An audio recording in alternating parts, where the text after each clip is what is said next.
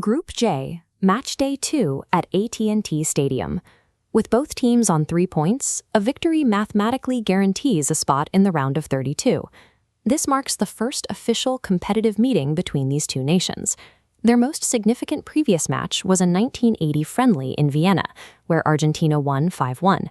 Diego Maradona, pictured here, scored a hat-trick that afternoon. That piece of history holds zero predictive weight for this modern matchup. Tonight, historical legacy gives way to a clash of incompatible modern tactical geometries. A distinct philosophical contrast defines this fixture. Lionel Scaloni has built a system around possession and tempo manipulation to pull opponents out of position. Ralf Rangnick counters with high-intensity counterpressing, aiming to disrupt play in the final third. Scaloni uses the ball to create space, while Rangnick uses pressure to steal it. Ultimately, this critical group stage match determines if a calm, press-resistant possession side can systematically dismantle a highly coordinated gegenpressing structure. Austria's defensive identity is defined by a European-leading 7.14 passes per defensive action. That metric establishes a statistical dominance in work rate out of possession. Out of a 4-2-3-1 formation, Rangnick's players trigger their hunting zones immediately in the opponent's defensive third. However, a fractured jaw for Stefan Posch has disrupted this organization. Central midfielder Konrad Laimer has been forced to cover the right-back position. Moving Laimer out of the central double pivot deprives Austria of their most effective central ball winner. Laimer's instinct as a midfielder is to press inward, which risks leaving the flank exposed. A single injury has created a lateral coverage deficit that compromises Austria's defensive stability against the world champions. Argentina's midfield, Enzo Fernandez, Alexis McAllister, and Rodrigo de Paul, specializes in high-pressure ball retention. Their primary strategy involves bypassing the press rather than launching long balls.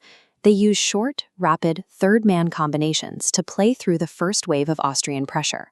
Escaping that initial press leaves the Austrian defense isolated without its midfield screen.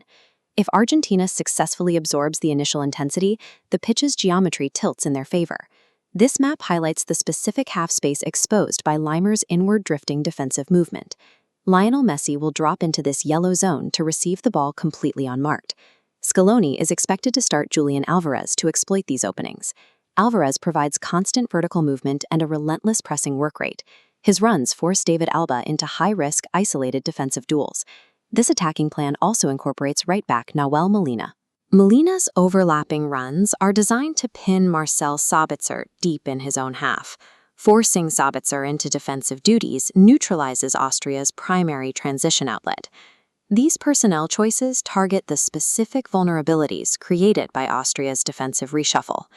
The North American heat places a physical ceiling on Austria's high-intensity system.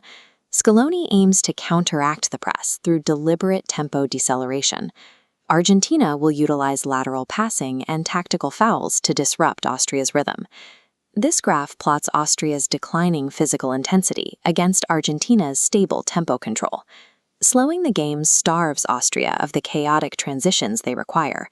Scaloni is attempting to mathematically engineer Austria's physical failure in the final 30 minutes. The match is a contest between midfield choking and press resistance.